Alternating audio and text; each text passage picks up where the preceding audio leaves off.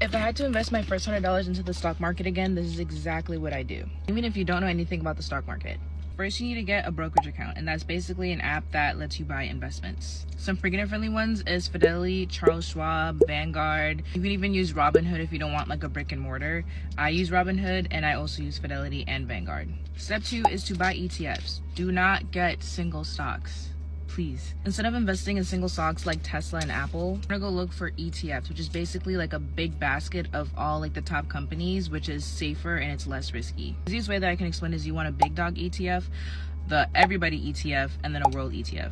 A good big dog ETF would be VU, which is the S&P 500 ETF. That's basically the top 500 companies that are placed into one basket for you. So if the economy grows, you grow. Your everybody stock would be VTI. VTI is your total stock market ETF. They basically hold thousands of different US stock companies, so that instantly diversifies you, so you're not putting all your stocks into one place. Your world ETF would be VXUS, which is international ETFs. That gives you stocks outside of the US for more of a global balance. Once you invest into those three, I would set your brokerage account into an auto invest, so like have it deduct $20 or $50 out of your paycheck or whatever you can afford, and then keep investing into those three ETFs I told you about, or even learn more about different ETFs if you want. It's not just about time in the market, it's about how much time you're in the market. Don't be one of those people that hides money under the bed.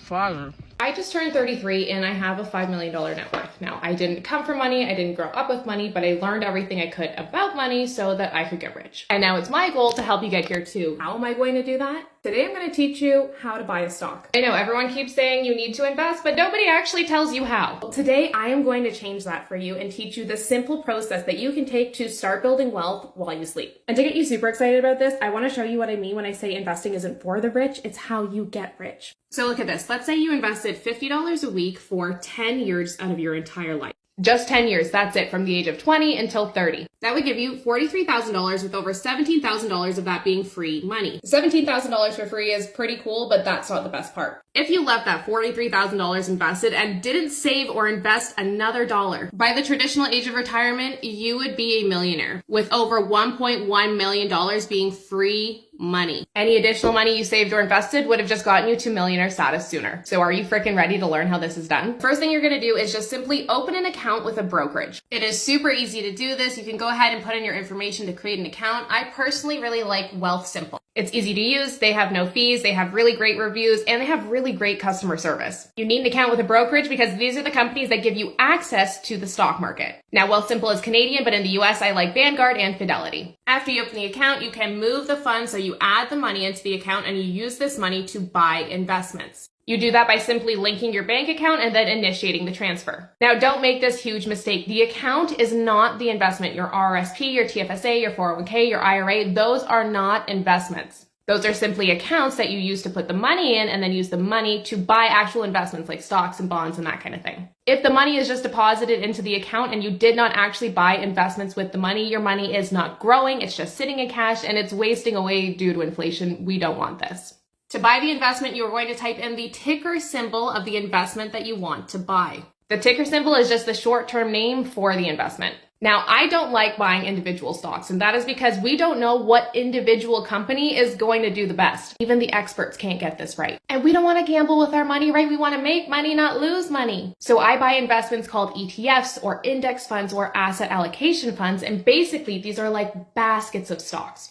This allows me to buy little pieces of all of the companies. Stop looking for the needle in the haystack and just buy the whole haystack. The whole haystack, aka the entire stock market, has gone up on average 10% a year for the last century. So here we have the ticker symbol at the top. You click on it and more information about the investment is going to come up. Now, a lot of people say to just invest in the S&P 500, but I think that's a mistake. You're only getting US companies and there's only 500 of them. I prefer something like this asset allocation fund. It's VEQT. It's the Vanguard All Equity ETF. This has over 13,000 companies spread out worldwide. So now once you've chosen your investment, the next step is going to be to actually buy the investment.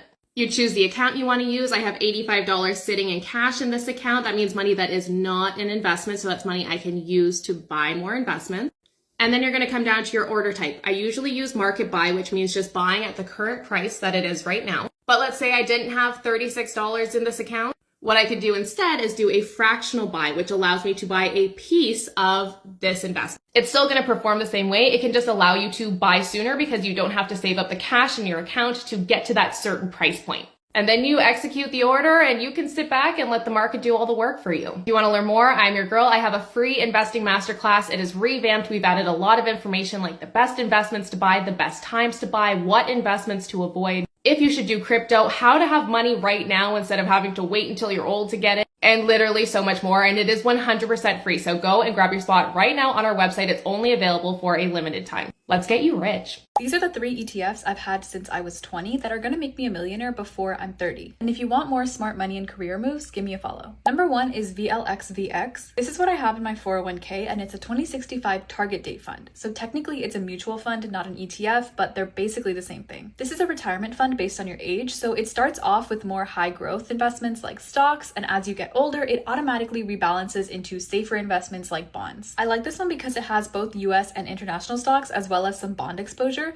I know some people in their 20s don't have bonds at all, but I prefer to be as diversified as possible to add stability and reduce risk. Number 2 is VTI. This is the total US stock market ETF, and it's what I personally invest in the most. So I actually have some of this in almost every single one of my accounts, like my IRA, HSA, and my brokerage account. This has every single company on the US stock market, so I don't have to try to pick which ones are going to be the best. I can just own all of them. And number 3 is VXUS. This is the international stock ETF, so I can have exposure to companies outside the US as well. I keep a lower percentage of this, but I still like having some, so again, I can stay diversified. And the cool thing about investing is that you don't need thousands of dollars to start. I started when I was a college student, and if you're a college student or in your early 20s, you can still invest with whatever you have room for in your budget and slowly increase the amount as you get older and you... I've come to realize how little the average person actually knows what they're doing when it comes to investing or the stock market.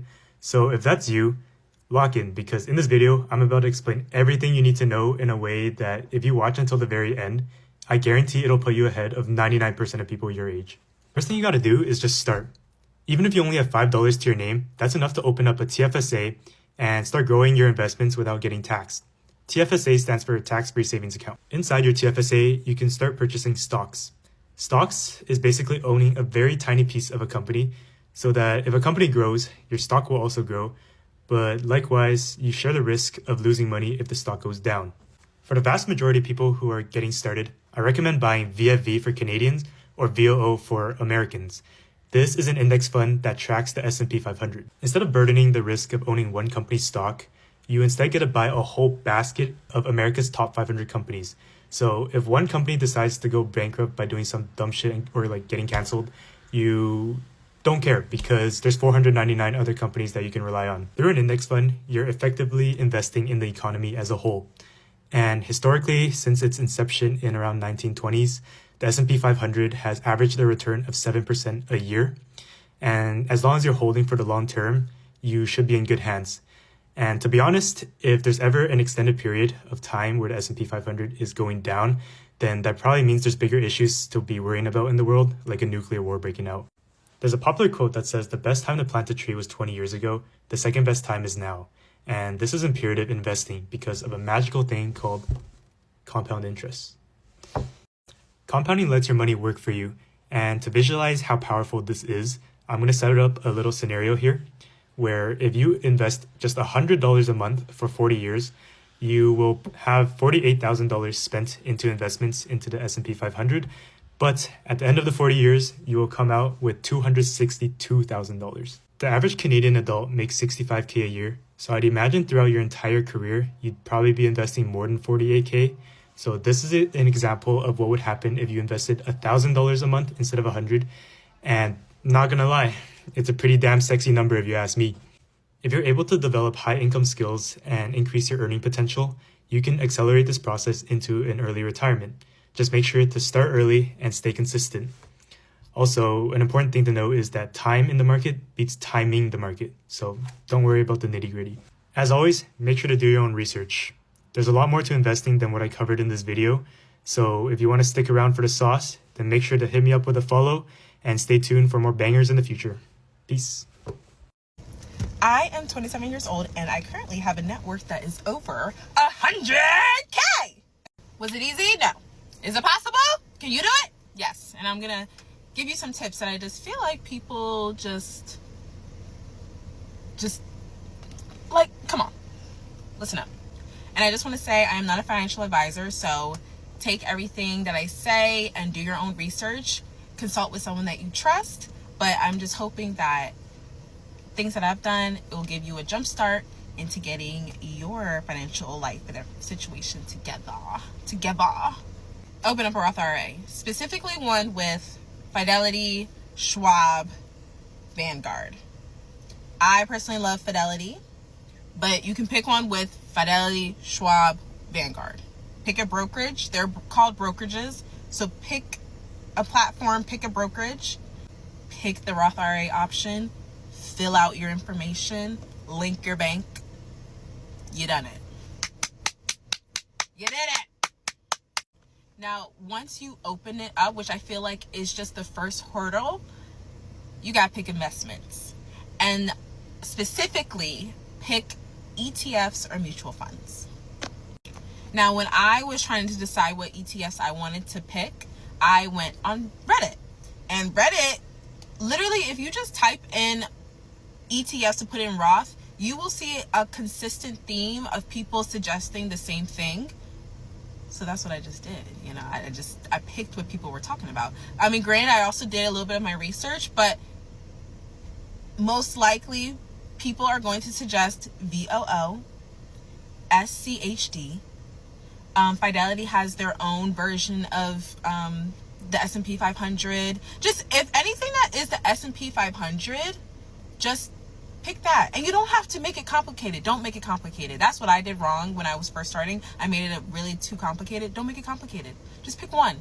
Pick one for now. And then once you feel comfortable and you feel like, all right, I'm going to like really spice it up, then you can go ahead and do more. But just pick one. Specifically the S&P 500. Anything that tracks that, pick that. And invest. So even if you have $20, $5, baby, even if you got $1, just put it in there.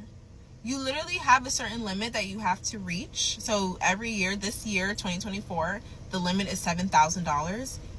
If you can make it to $7,000, beautiful. If you can't, but you contribute 500, 1,000, whatever, that's something. That's more than what a lot of people put into their retirement account. So just put in as much as that you are willing to afford. And you, by putting it in the stocks will, the ETFs, all that stuff will make it grow. It's all compounding. You're going to grow. It's going to grow. It's going to keep going, and it's going to snowball. And if you just don't look at it and look back, you'll see like in like 20 something years, oh shit, my $500 turned into $5K or 50, who knows? Another thing that helped me reach my net worth goal was opening up an high yield savings account. I don't know why I stuttered or I paused, I glitched.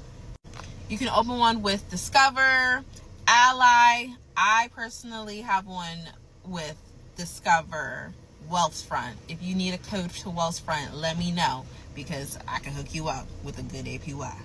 But Wealthfront, there's Capital One. There's a lot of good banks out there that are high yield savings. And the only thing about high yield savings is that it's an online account. So if you have cash on you, that can be a little, sometimes you got to go to like Walmart, you have to go to a CVS to deposit the money. But either way, a lot of my money is in my high yield savings. You want to make sure that you have a good nest eggs. I don't want you to just go ahead and invest without having that nest egg saved and good for, you need something for emergencies. So definitely put your money that you have been putting in your savings into a high yield savings so that it's making more money and it's making more of a return while you let it sit there.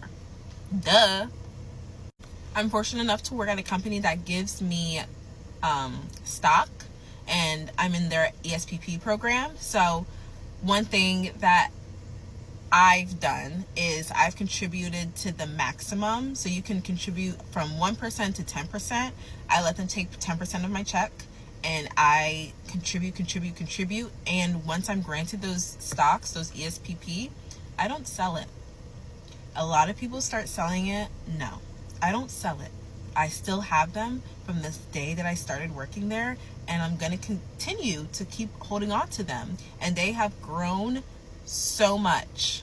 They have grown so much over the past 5 years, and I intend on holding on to them until I desperately need to like cash out. But I hold on to my ESBP. I don't sell them.